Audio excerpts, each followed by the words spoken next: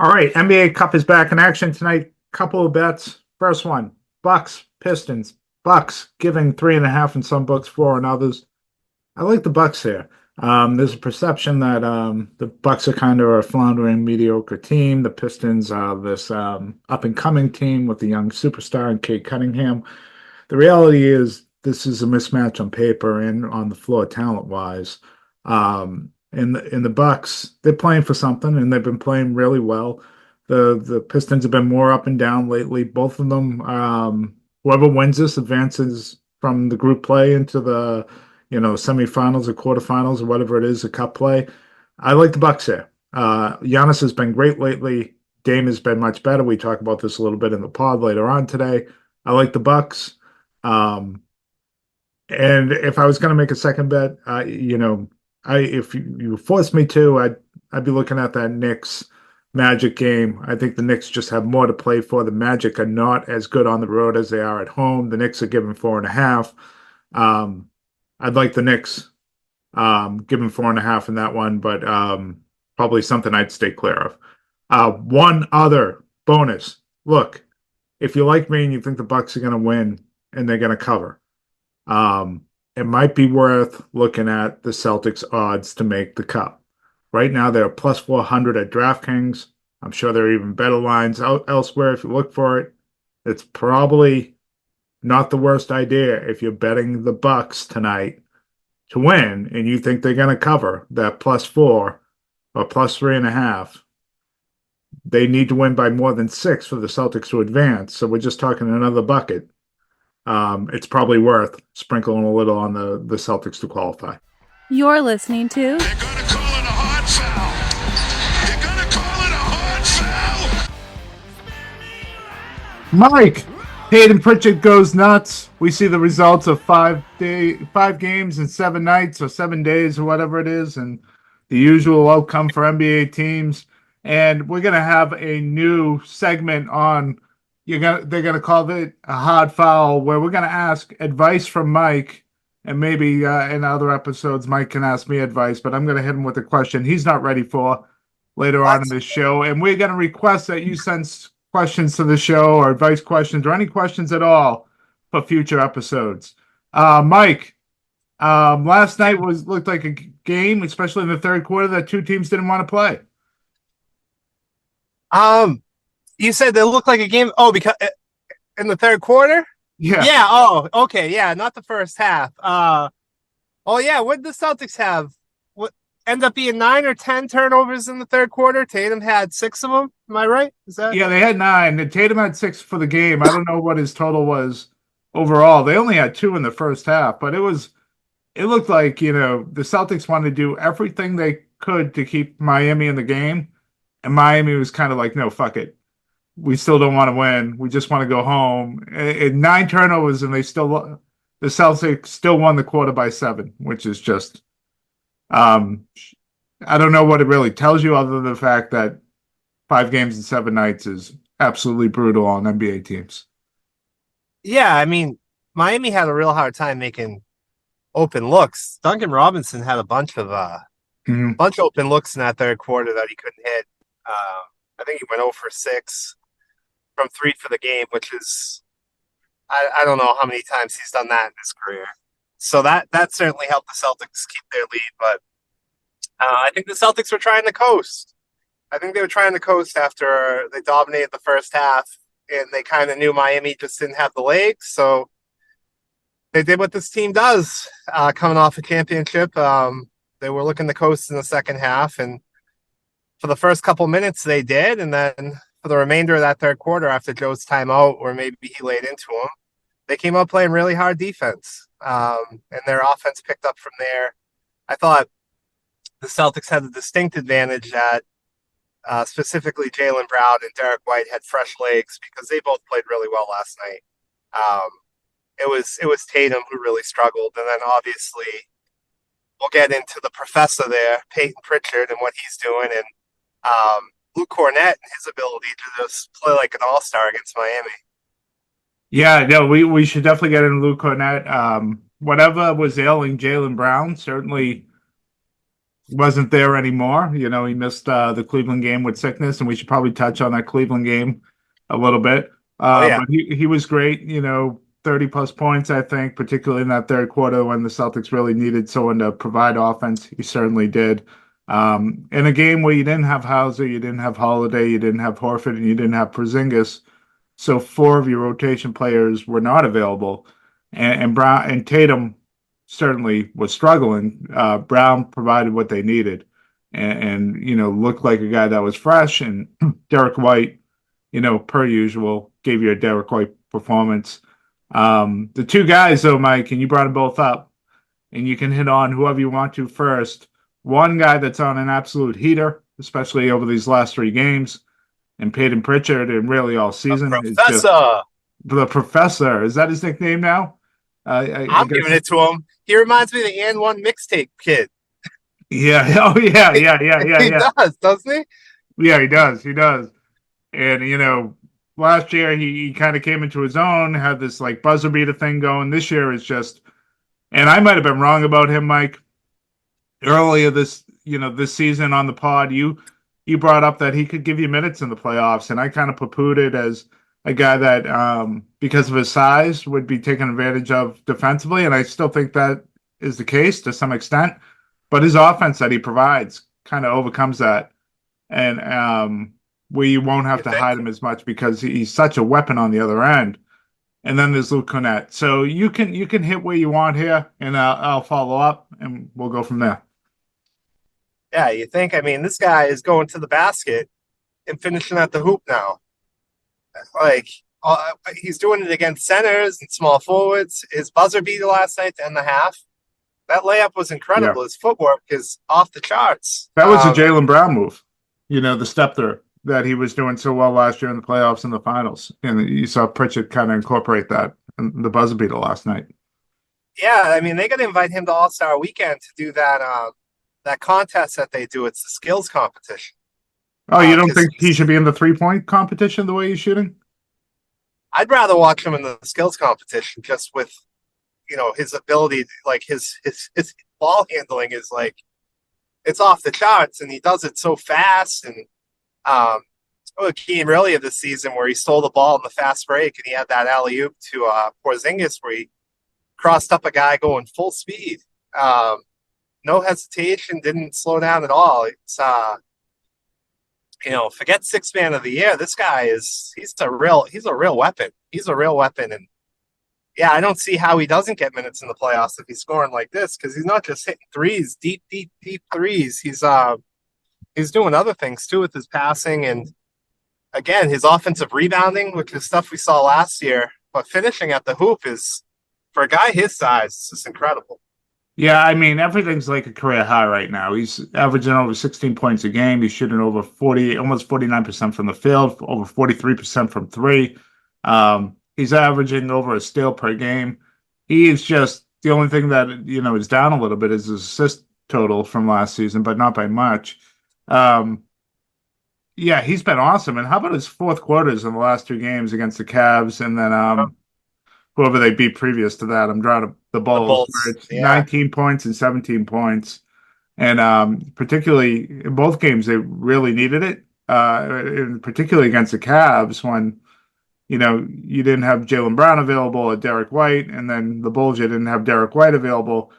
He kind of stepped up, not just kind of, he did it in a huge way in both games where they really needed it. And in the Cavs game, no one else was making shots in that fourth quarter, really, other than him.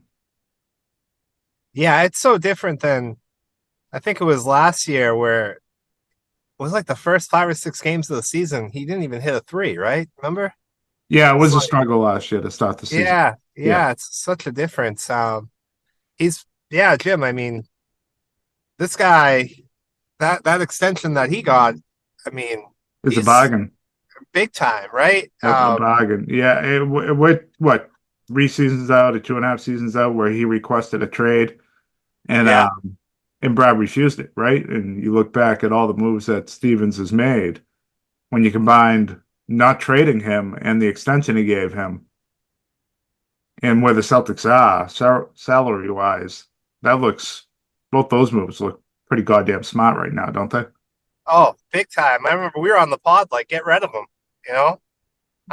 If he wants out of here, trade him. I'm glad that Brad didn't do that because he's obviously extremely valuable right now. They need him. Holiday's not shooting the ball really well, and Pritchard has really picked that up big time.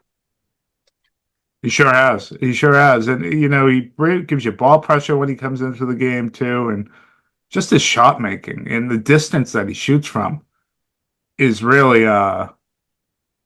impressive. And not to mention, Mike, and you've brought this up more than once, is his ability to score down low.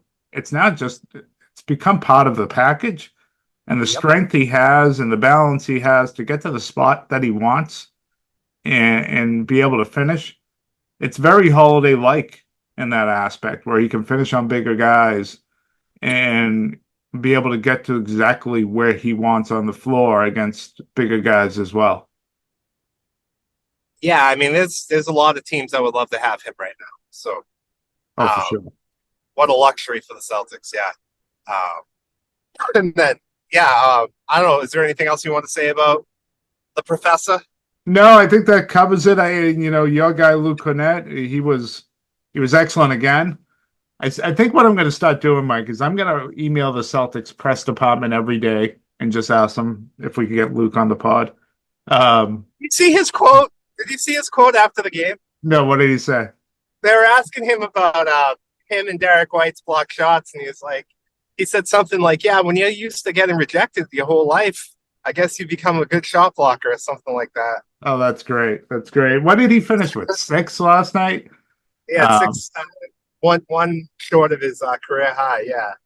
Well, we talked about it on the pod last year that they figured out with their bigs, and it was Porzingis who figured it out before he got hurt in that series in the playoffs against Miami, how to kind of disrupt Bam Adebayo. And it was to give him room and then close late without fouling. Not a lot of room, but enough room. You didn't want to body him up.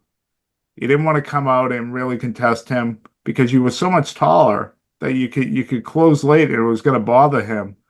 And that's why Miami needs a center. Yeah, Miami needs a center. They need to put Bam at the 4. I don't get it. I know they drafted a big in the first round. He must not be good enough to play, or I don't know if he was hurt last night. But Pat Riley did nothing this offseason. He did nothing. He just came back with the same team. I know he didn't have a lot of flexibility, but he could have brought somebody in, whether it would have been like a Plumlee or something to play next to Bam. And Luke needs to play. I know that we've talked a lot about Kata's development, but this is kind of the consistency that Luke brings. He blocked Donovan Mitchell the night before and gave him the Dikembe Mutombo finger wave. Mitchell might have got a last laugh in that game, though. He sure did. But Luke brings it consistently, being in the right dunker spot. The defense is better with him out there. I know he went to Luke over Kata against Cleveland. It didn't kill me. I think I'm on the side if you got to play Luke every night. I think he brings so much to the floor. I mean, he threw another couple passes last night to White, and Kata did too, actually, to wide open shooters. The Celtics are deep at center. And they know how to use them well in a league that doesn't really value that position much anymore. And Kata, for his part, played well, not at Luke's level, but he played well again last night. So we're talking 2 straight games where he's been pretty goddamn good as well. No, Luke was excellent. Miami's a good matchup for him. And he did give them something against Cleveland the night before, a game that the Celtics kind of get away from them. I thought it was more of Cleveland kind of taking it from them, though.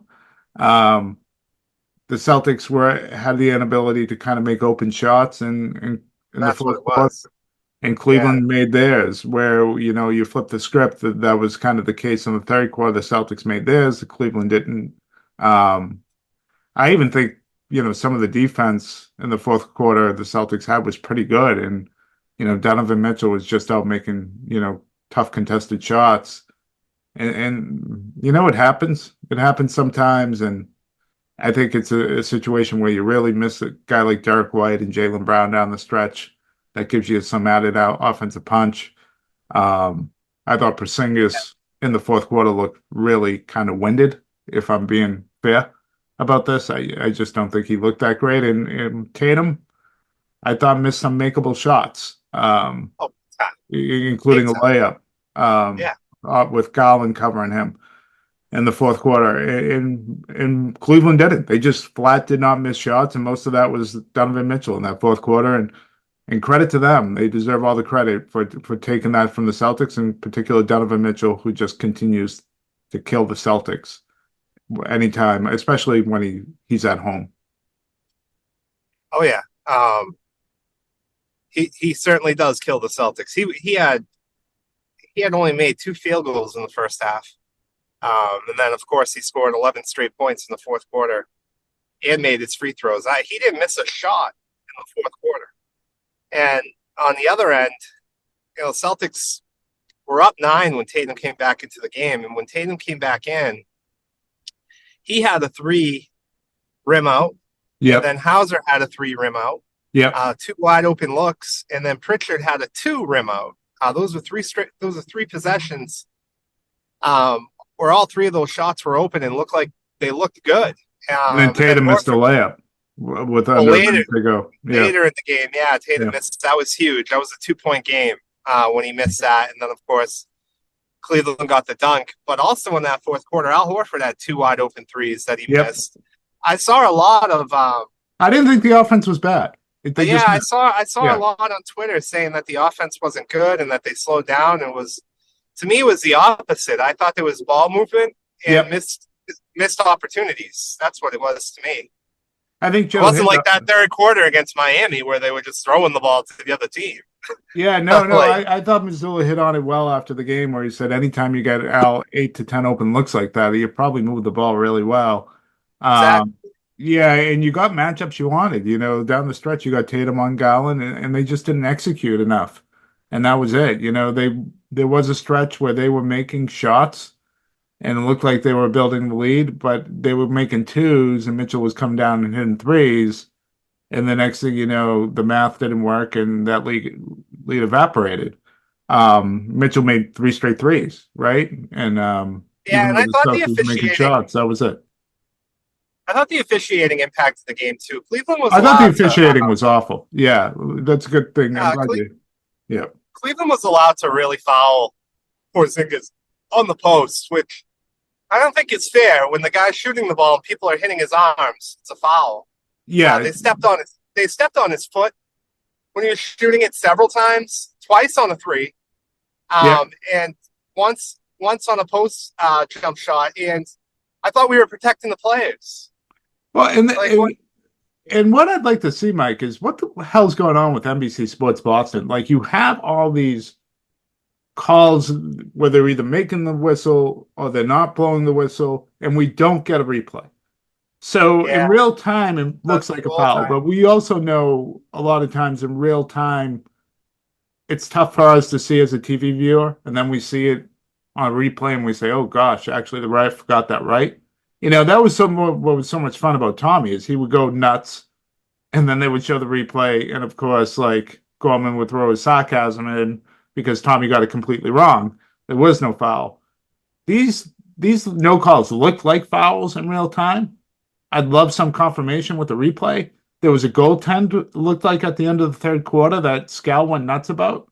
There was no replay on. I don't know if you remember that, where it was. I do, yeah. Yeah. I think on that one, though, Jim, there wasn't a pause and play on the goaltend.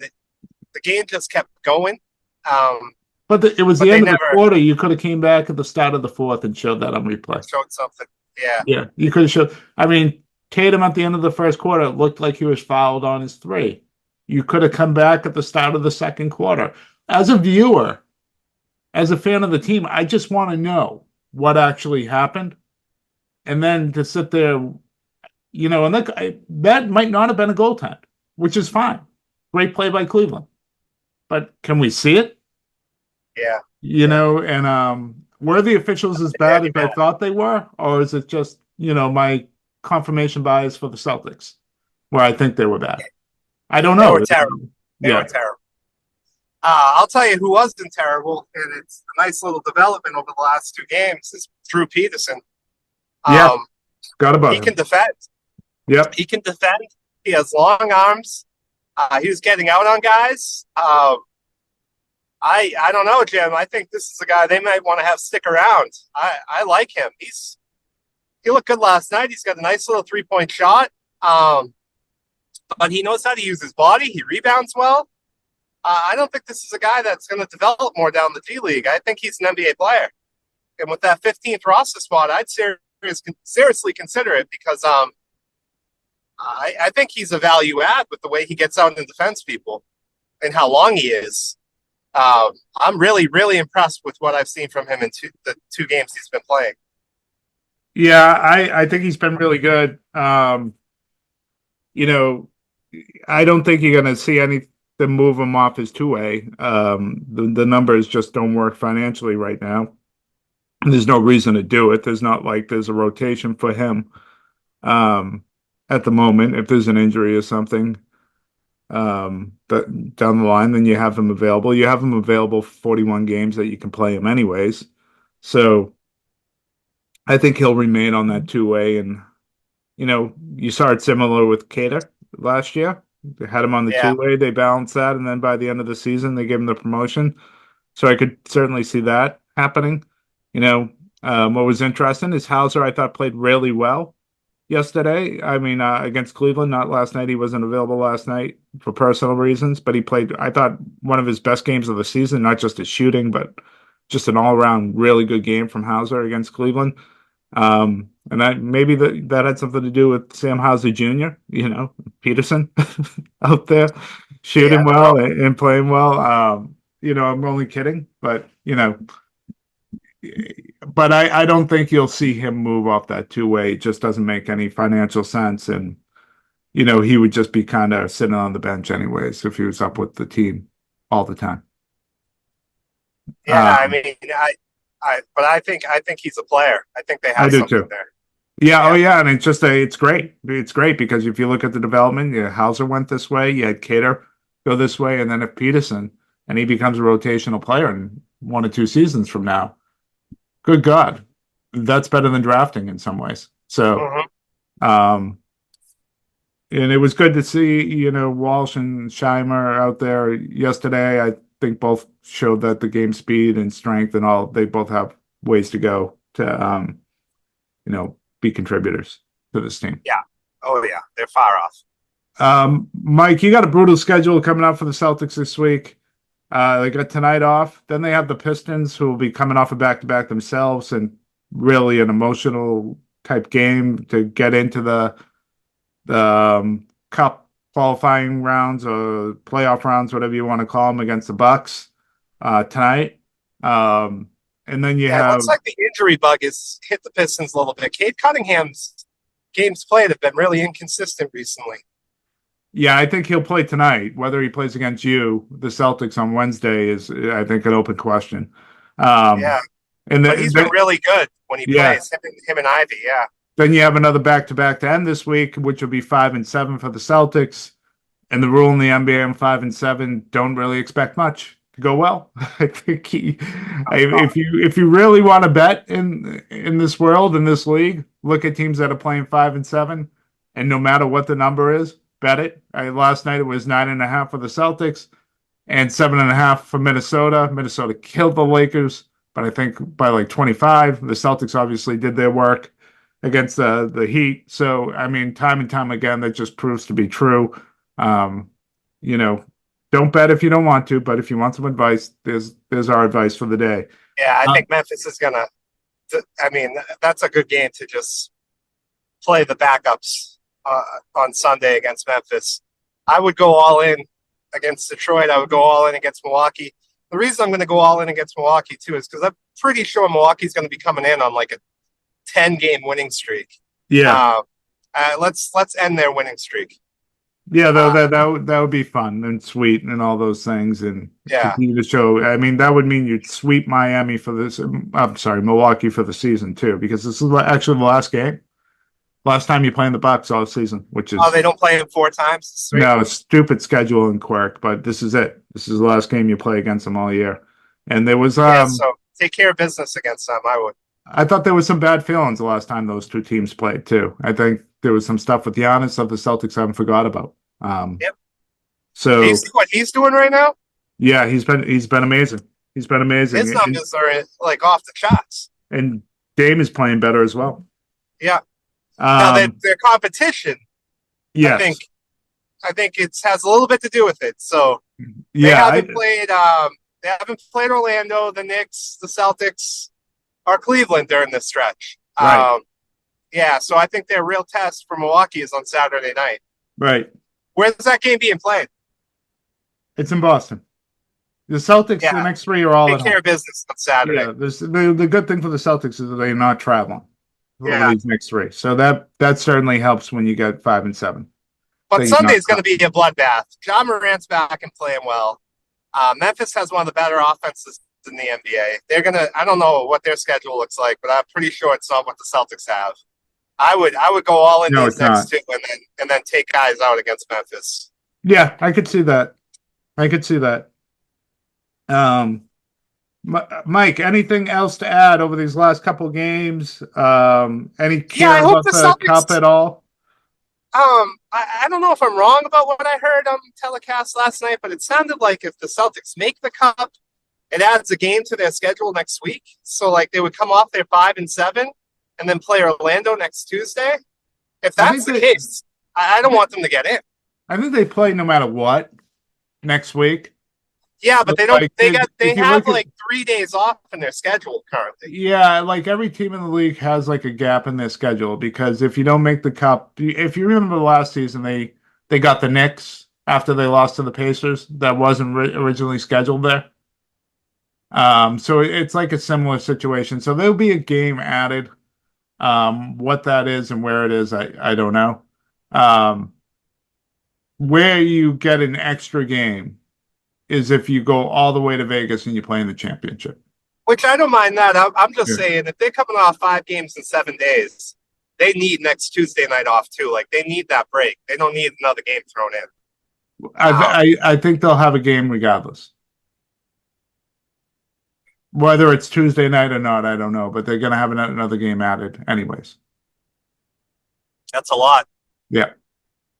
It's a lot. Yep. No. Yeah, their schedule. It's after this they play the Bulls. Well, they have Friday, Saturday. They play Friday, Saturday, so they'd have Sunday, Monday off no matter what. Yeah, their schedule gets tough. Yeah.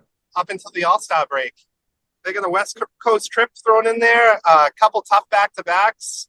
It's a pretty brutal stretch here up until the All-Star break for the Celtics. Yeah. No, and they'll manage it. They'll win more than we expect them to because they win 800, the 800 winning percentage, over the last season and a half has been, remarkably consistent. Mike, we gave a little advice to the Celtics throughout this pod. We're going to add a new feature to the pod. We ask you for advice, and if you want to ask me for advice at a future one, if you can think of the question. And so here is our segment, and we should, eventually get music or some weird intro to this, but advice from Mike. And Mike, I stole this right off an advice column. He has not heard this question ahead of time. Okay. All right. I went to slate.com, and they have an advice column. I stole it right from there. Are you ready? Lame. Okay. My husband, people believe he was killed in a horrible accident. He wasn't. What should I do? So this. Are you serious? Yes. So that was the advice question. Obviously, he was not killed in a horrible accident. How he was killed remains a mystery. This woman or man, his former spouse, we don't know what it is. Lying to the people she loves about how he was killed. So what do you do here, Mike? What's the advice you give this spouse in distress? How does this spouse know that her husband or how do they know that the husband wasn't killed in a car accident? Well, obviously he or she knows. If they're asking the question. You don't know that. I mean, this is just the advice question you're getting. It's open-ended. Well, I mean, maybe he or she murdered their husband. that's what I was thinking. Yeah. I watch a lot of murder porn on ID. I don't know if you watch ID. It's a great channel where you can get all your murder porn episodes where they talk about, different murder mysteries. My wife and I, we love to listen to 60-minute podcasts, whatever they're called. Yeah. And so, I think she did it. That's what I think. I think my advice to her is to be quiet, hunker down. The cops are probably already investigating you, and they're going to use your words against you. But if she didn't do it, my advice would be, a lot of these people, they call a independent investigator, so she can afford it. Bring in your own investigator to do some independent stuff, and then try to publicize it. There's a lot of podcasts out there now that go in and solve unsolved mysteries. I just listened to one. A man was accused of murder down south, and he was innocent, and it was a podcast that brought attention to it. He was on murder row for like 20 years, and this podcast got him out. This guy, Payton Lindsay, does a podcast. It's really good. Solving unsolved mysteries, if a body's missing or whatever. So she thinks something more mysterious happened to her husband, or something Well, what horrible. if it wasn't murder? What do you mean? Of Of course it was murder. This is America. What if he was having an affair and, during intimacy, he had a heart attack? Yeah, I mean, there's a million things. What if he walked But off? then again, like, why, if it was a horrible accident, he wouldn't look like he was in horrible shape if it was just a heart attack, right? So people would know that. Yeah, I think it's hard to give advice when you don't have the details. So what is your final advice? You've gone through like different aspects. Your advice is just keep your mouth shut. No, I would call it an independent investigator. I would bring in your own investigation if you think, your husband didn't actually die in an accident. It sounds like she knows. If she's asking this question, yeah, I mean, she knows how he died. If she's asking this question, she says, people think he was killed in a horrible accident, but he wasn't. What should I do? Tell the police. What should I tell them? Like, should Tell them what happened. It sounds like what she's asking you, Mike, is should she tell people what actually happened or not? Yeah, like she should tell people. The other loved ones and friends. Yes, she should. She should tell them, especially if she's guilty, because she needs to cleanse her soul so she doesn't rot in hell. That's for damn sure. I'll tell you that right now, because somebody's watching. There's somebody else who knows. I think we all know who that person is, so she better be careful. All right, so Mike's advice is tell people and be careful. Yeah. That seems like, it's two competing things if you believe that she committed murder like you do. Being careful will probably just keep your mouth shut. But you wanted to do both. So this is I don't know if this is the best advice, but I think it is, because you can enjoy your freedom now, or you can have an eternity in hell. So she's got a decision to make, bro.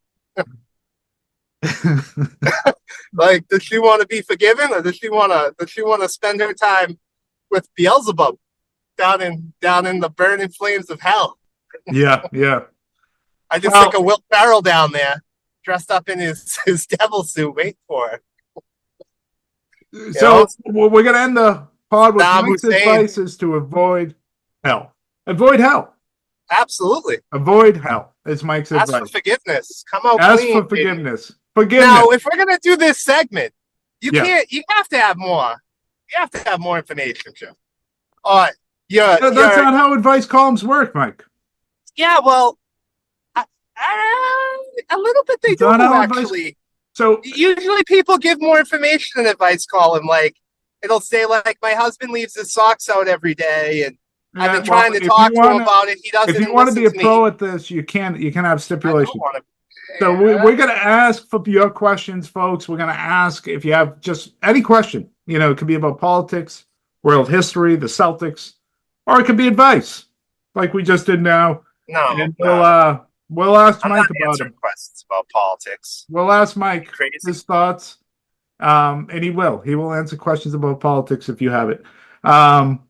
Mike, we got to close the show. Any last thoughts for the woman or man out there who wants to, continue to lie about the death of their husband or anything else? Yeah, stop, drop, kaboom. Payton Pritchard rubs on his nipples. Professor's going off. Let's go.